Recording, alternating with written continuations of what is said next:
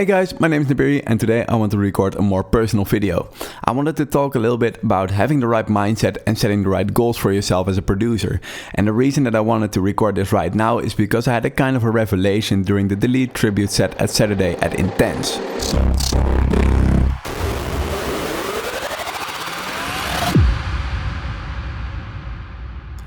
And to be honest, I never really was a big fan of Delete, but at his tribute set, I really felt his music. I really noticed that each of his tracks had such unique sound design, and that just made me wonder, why am I so nitpicky to myself on my own sound design? Why don't I just do what I like to do and make sounds that I like to make?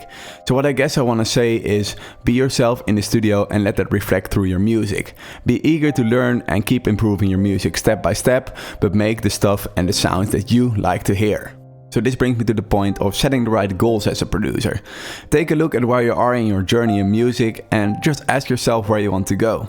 I highly suggest you always try to finish your tracks just as far as you're capable of, because this will help you in the long run. Finishing music is actually really easy if you don't release it at a label yet. As long as you learn from the entire process and you're just done with the track, that's all. You don't need to do anything else and you don't need to prove yourself to anyone. And I'm sorry, but don't keep wasting time on only one track as a beginner, because it's just not worth it. You'll only lose your drive and you're gonna feel like you're not good enough because your mixing skills and your sound design skills isn't yet on par. So it's only gonna make you feel like you're not good enough or you're not worth it. Try to make your goals reachable and focus on the small steps that you're actually making in the studio, and maybe try to make separate time for sound design and separate time for your track sessions so that you're gonna finish your music and your sound design will keep improving. And don't force yourself to just do everything from scratch. This is something I just see so much, and I even see it in myself from the past. Just don't try to do everything from scratch. There's so much samples, there's just so much stuff that you can use and learn from.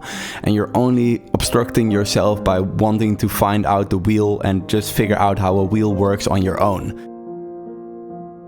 Mix your own sound with other samples from people and just learn from them. Just learn how that makes your sound better, why it makes your sound better.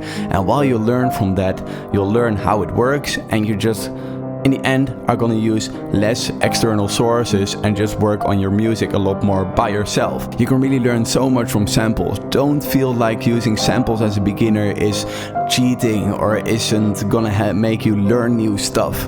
It's actually gonna help you learn a lot more and a lot faster. So I really want to ask you to drop that mindset to do everything from scratch. Just take it from me, I take this from personal experience. Learn from the mistakes that I've made, please, and just don't try to do everything on your own. And to be honest, in the end, no one is gonna give a fuck about if you created your kick or your leads on your own for 100%. As long as it's just creative and it works in full spectrum of a track, that's all that matters. I think the proper mindset is just being eager to learn and focusing on the improvements that you're making. And I promise I'll do my best to share the knowledge that you need for your journey in music. All I just really ask is for you to learn from the mistakes that I've made. So start finishing these tracks for yourself.